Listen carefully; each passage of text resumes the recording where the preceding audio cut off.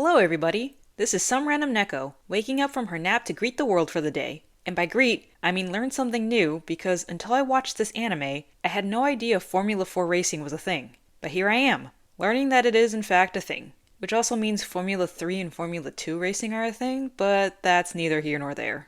Anyways, Overtake follows Madoka Koya, a freelance photographer who has lost everything ever since he published a picture that sparked a wave of online harassment. His wife, his confidence, and his courage to photograph people. However, years later, a job offer introduces him to the world of Formula 4 racing. A single fierce battle between the amateur drivers in the junior category becomes enough to make Madoka unable to put his camera down. When Komaki Motors' Asahina Haruka bursts into tears off the track, Madoka manages to capture the vulnerable moment. This photo eventually leads Madoka to make the impulsive decision to sponsor both the Komaki team and Haruka himself. However, the high costs of the sport quickly cause him to reassess his ambitions, and he seeks different ways to support the severely underfunded team. Despite the uphill battle, Madoka's determination to help Haruka succeed may be the push needed to propel the young driver straight to the top.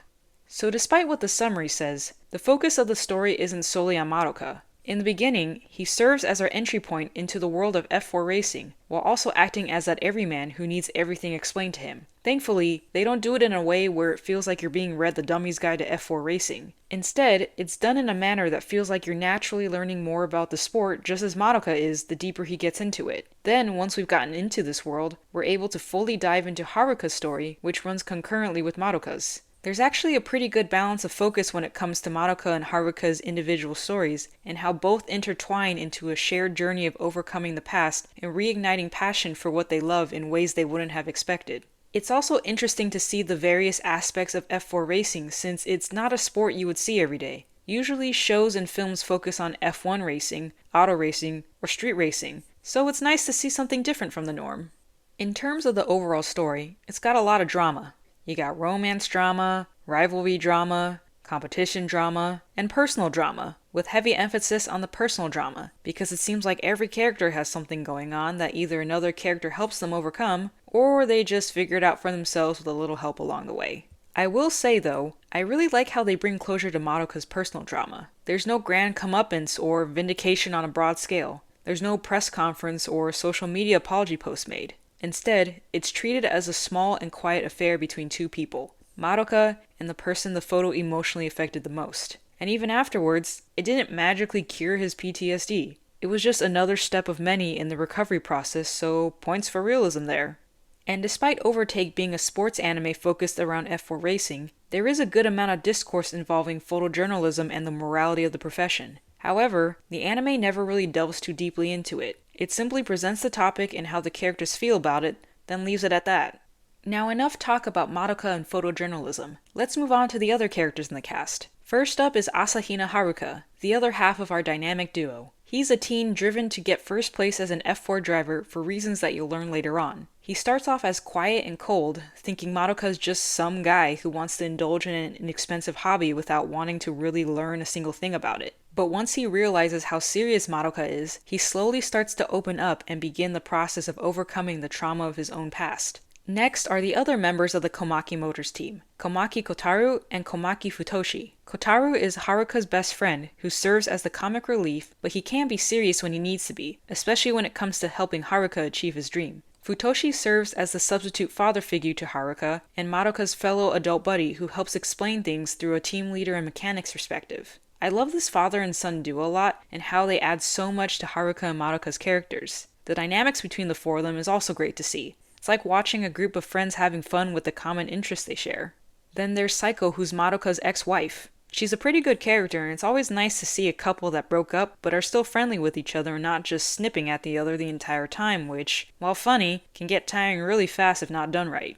Finally, there are the characters I don't really care about, but the anime sure wants you to. There's Harunagi Satsuki, the #1 driver of Bel Soriso, and a playboy with a lot of talent and expectations on his shoulders. I don't really like him. I don't really like his personality. I don't really like the way he acts. But that's a me problem. I do like his character journey, but it ends up being too little too late when it finally happens. Then there's Tokumaru Toshiki, the number 2 driver of Bel Soriso who's got a chip on his shoulder and a grudge against Haruka. I don't mind his character as much as I mind Satsuki, but just like Satsuki, Tokumaru's character journey was too little too late, so I didn't really care about him much beyond how he helps Haruka grow. And then we've got Mitsuzawa Arisu, who's there to add some balance to the testosterone-fueled environment and give some insight into Grid Girls. Unfortunately, they do her character dirty and make her the Sakura of Overtake. In regards to the animation, it's very smooth and clean. The racing sequences use mostly CGI, but it doesn't look entirely out of place. It's clear that they're trying to get the CGI animation to look as close to the 2D animation, or as natural looking in the 2D setting as possible, so they're not committing murder to the viewer's eyes, which I'm grateful for. The cinematography is also done really well for the races, as it showcases as much as possible while getting your blood pumping and heart racing. It also probably helped that they had the moto journalist and racing driver, Hattori Naoki, to consult with on making sure the racing sequences were as accurate as possible. I also wanted to make a special mention for the character designs, which are almost identical to Aldnoah Zero, since it was done by the same animation studio and even directed by the same person. Only difference here is they've got Merlin ears.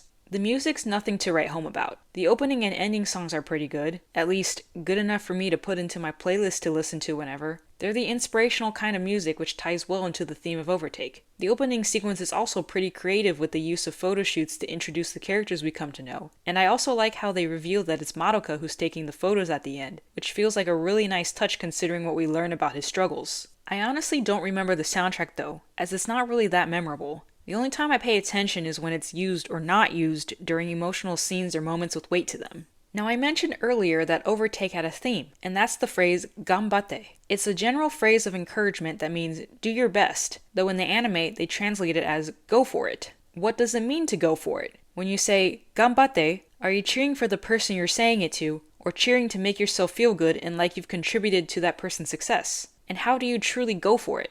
This simple phrase brings with it some interesting discourse as Haruka and Madoka seek to discover for themselves what going for it means to them, and how they would be able to go for it with all they have. And here is where we smoothly segue into the issues I have with Overtake. There are a lot of moments in this anime. There are emotional moments, heartfelt moments, impactful moments, and humorous moments. But when it comes to the weight of some of those moments, especially in regards to heavy subject matter, the anime never allows them to get too heavy, nor linger too long, which can make those moments come off as shallow as a result. And I think a lot of that has to do with how much they stuff into only 12 episodes, cause it's a lot of stuff, and it shows in how the pacing can be all over the place at times, and in the lacking interest I end up having for the Bel Soriso characters. While the story of Overtake can be encompassed in just one season, it should have been done in 20 to 24 episodes as opposed to 12. That way the conflicts could have taken their time to develop in an unrushed manner, and it would have given certain moments more room to breathe and time to just sit there and allow the viewer to let everything sink in before moving on. More episodes also would have meant better paced character development, which would mean I would have come to care more for the Bel Soriso characters as they go on their own personal journeys separate from Haruka, instead of being annoyed whenever we cut back to them.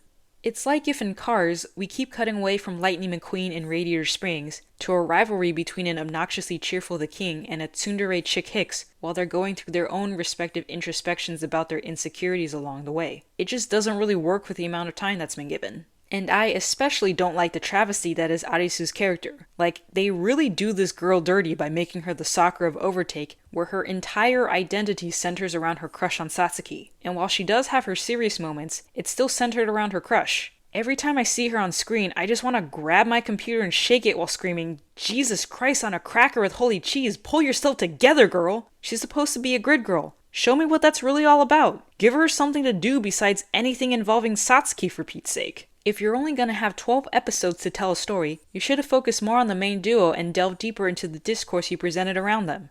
But what can you do? They wanted to tell as many stories as they could in the limited time they had, and they did, but much was sacrificed along the way to make that happen. Overall, Overtake is an okay anime. It has a good mix of drama and humor, while not being afraid to get emotional, but in a good way as opposed to a needlessly dramatic way. It manages to teach the uninitiated about the F4 racing world through an engaging manner without being overly expositional. It's got smooth animation and great racing sequences that actually mean something to the plot, rather than just being there to remind people that they're still watching a sports anime about racing. There are some introspective moments with interesting discourse presented alongside striking imagery, though it never allows itself to delve too deeply into it, instead choosing to focus on the effects it has on the characters. The best part of the anime is honestly the respective character journeys of Madoka and Haruka, with Madoka confronting the cause of his PTSD and slowly overcoming it in a manner that's as realistic as it can be, and Haruka learning that racing for himself was fine, but racing for others wasn't as bad or selfish as he believed it to be. It's just unfortunate that Overtake spreads itself too thin with the story and character development by trying to cover as much as possible despite only having 12 episodes to do so. All in all, I give Overtake somewhere around a C+ and a B-. It had all the right ingredients, but the cook time was just too short, so all we got was something edible with a slight kick to it that only left you somewhat satisfied and still a little bit hungry in the end.